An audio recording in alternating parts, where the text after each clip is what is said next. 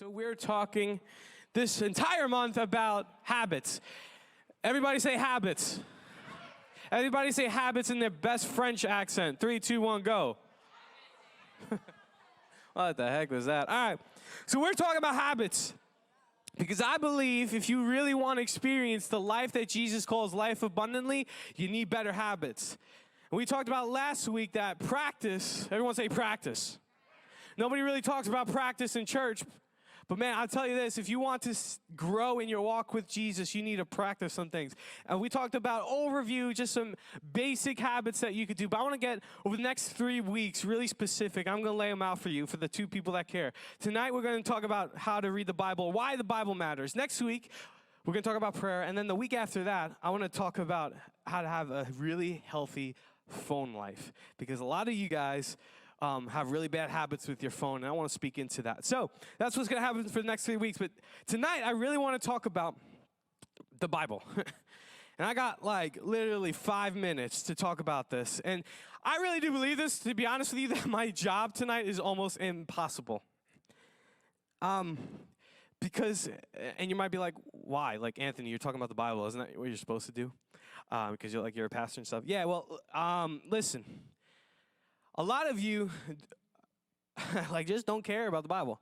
A lot of you are here tonight, and the first thing that you might think that a Christian does is read the Bible. And so you know that the Bible has some sort of significance in your life, but you really don't know what it is. Maybe you think the Bible is just a bunch of rules, and it's just this authoritative book that people just kind of hit each other over the head with, and it's really old, and it's smelly, and it doesn't make any sense. Maybe that's what you think the Bible is tonight. Some of you love to read the Bible, or maybe you try to love to read the Bible, but it's a little confusing, or maybe it's a lot confusing to you. And you probably grew up hearing the stories. You already know everything there is to know about the Bible, and that also scares me too. Because when you know something for so long and you just hear the same things be repeated over and over and over again, you kind of sometimes forget the actual true meaning of it. And so I feel like my job tonight is impossible, because I'm talking about 100 of you that don't understand the Bible, don't really care about the Bible. And then there's some of you that really do care, and you're trying to get it right. And so my job is impossible. I'm just going to be honest. But I don't think it's that impossible, because we all come from different places tonight. We all come from different, just when we think about the Bible, we have already a set of thoughts, a set of ways we already look at the Bible. Some of you think it's just a chore, that it's a duty, that it's something that you just have to do because that's you're a Christian or you're trying to follow God, and so you just kind of have to read the Bible. But I really want to take, for the few moments that we have tonight, and I believe that it can be done by the power of the Spirit, but I want to take what maybe some of you feel like is a duty and turn it into a delight. Because I grew up in church, and so maybe you, because you guys are here, I grew up in a youth group, and I always thought the Bible was really important. I used to read the Bible a lot. And I would not understand it a lot, because it was really confusing sometimes. There were some things I didn't like that was in the Bible, and I was like, why is that in there?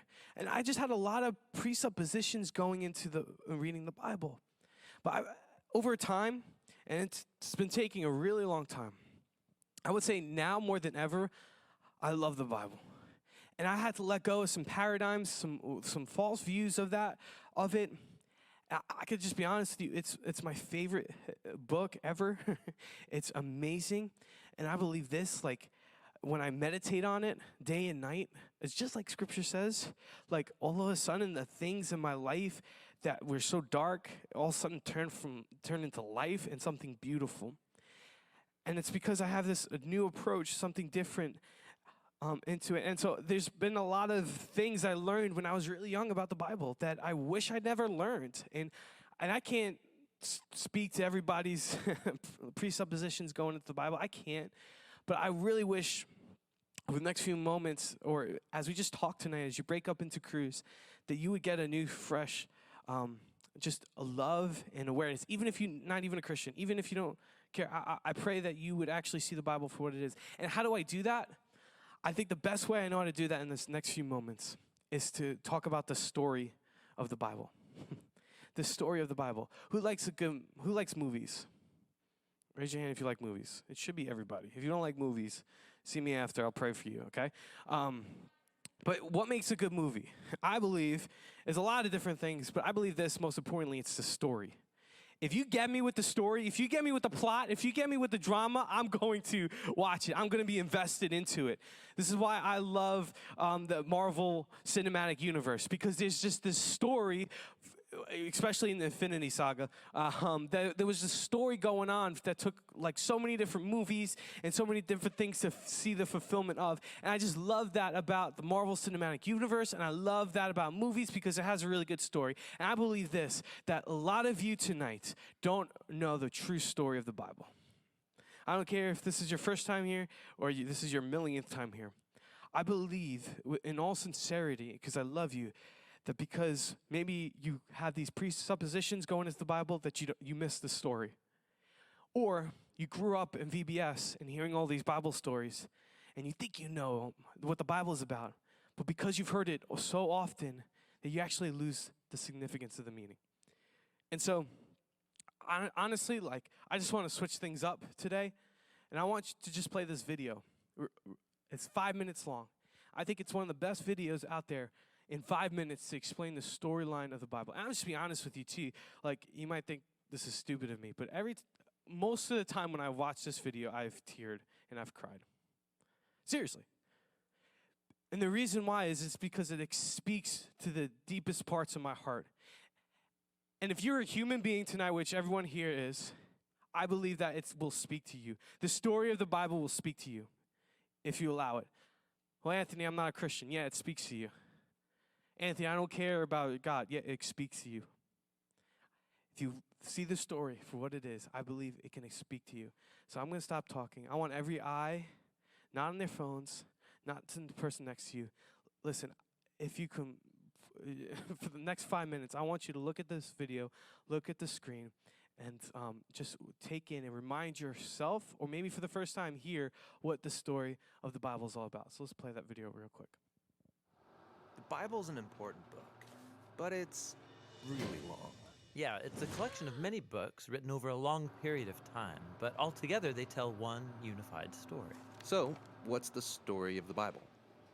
Well, it begins by introducing us to a beautiful mind, the author of all reality, a being called God. And he has the power to take the dark chaos of the uncreated world and bring about order and beauty and a garden full of life. And to crown this accomplishment, God appoints these creatures called humanity, Or in Hebrew, Adam. and they're made as God's image. Which means that they're commissioned to rule this beautiful world on God's behalf by harnessing all of its potential and creating even more beauty and order. This is a story about humans using their power to do meaningful, life-giving work. But the question is, how? Yeah, humanity now faces a choice that's represented by a fruit tree. So humans could partner with God and find freedom by trusting in his knowledge of good and evil.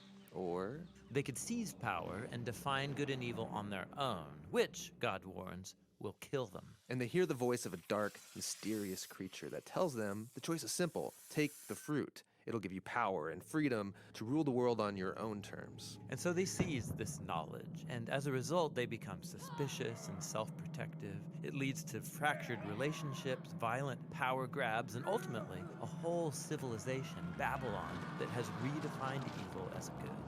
And so, God scatters this corrupted human project. And here the story of the Bible takes an important turn.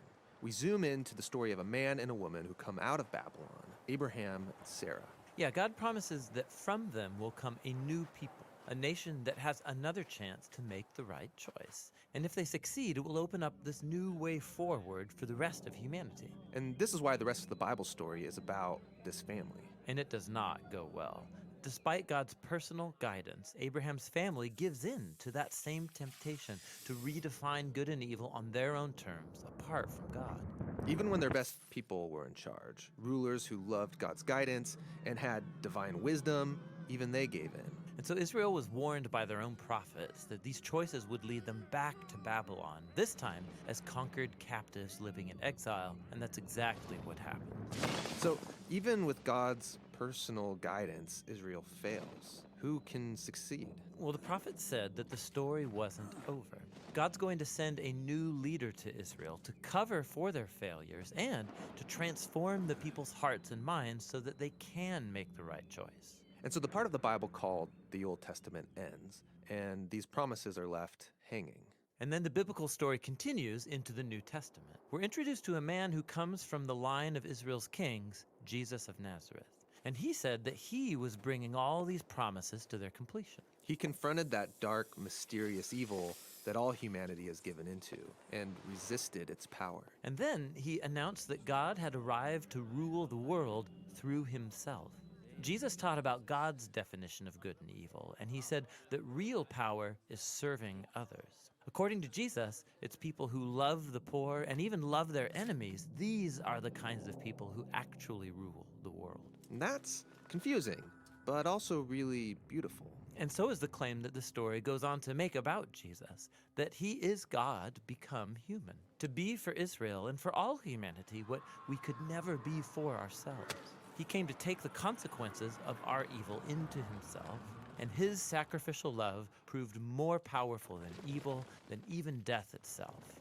So now humanity's presented with a new choice. Represented by a new tree. Stick with the old way of being human, or venture into this new way. And in the story, those who choose the way of Jesus find themselves energized by God's own power.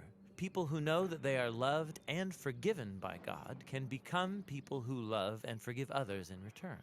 The Jesus movement quickly spread throughout the world, forming these new communities of people who follow the way of Jesus. But they faced problems. There was persecution from the outside by people in power, and inside there was confusion, even compromise. Yeah, because following Jesus is really hard. And so the movement's leaders, called apostles, they wrote letters to comfort and to challenge these communities to stay faithful to the difficult way of Jesus. And they're called to hope for the day when Jesus will come and change everything. And so the Bible ends by pointing to the future day, when all wrongs are made right, when evil is eradicated, heaven and earth are united, and humanity can rule the world together in the love and power of God. Okay, so that's the story of the Bible, and it brings all of these books together. But what's interesting is that each book contains a different kind of literature that contributes to the story in a unique way, and that's what the next video will begin to explore.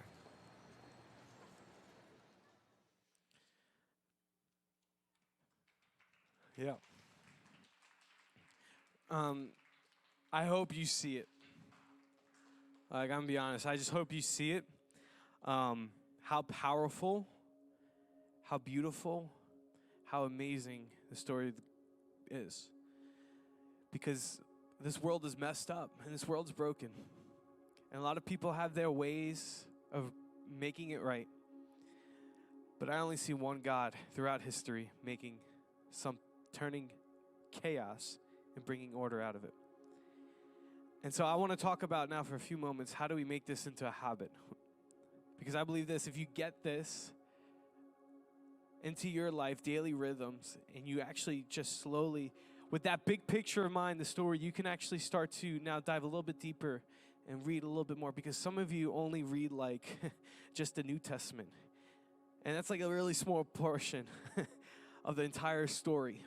And some of you have no idea what to read in the Old Testament. And that's good. It makes sense. That's really scary, and it's because it's an ancient book. It's a whole foreign, different culture. It's a way that we just don't maybe understand because we live in this time. But I believe this: the story speaks to us, and when you make it a daily habit, just like Psalm 1 says, that when those that meditate on the law day and night, they become trees planted by the river, and so fruit can always happen. And so I think the best thing that you could do if you're like, I want to make this into a daily rhythm, is when you break up into crews, download the YouVersion Bible app, and all your crew leaders will have on their page a little QR scan code thing. You scan that, and you can now join the Bible plan, reading plan that we're doing together as a youth group that goes along with the series. And so that's the first thing that I would recommend you doing, to just start a little bit each and every day. And I believe this, maybe it's a duty right now, but I believe with discipline, it can become a delight.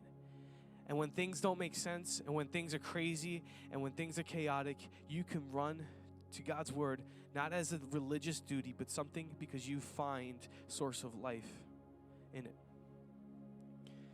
And so this is my bottom line. This is what I want you taking away with. If you get really confused what the Bible is, or you have these questions, and we can literally talk about this for the rest of the year and really dive deep. But I just want to leave you with this. I've said it before, and I'll say it again because it's worth repeating. The Bible is a unified story that leads to Jesus and gives us wisdom. It gives wisdom for the modern world. When things don't make sense, it can give us wisdom. It's not going to give you maybe the answer you're looking for, but it can provide you wisdom so that you can make the right choice.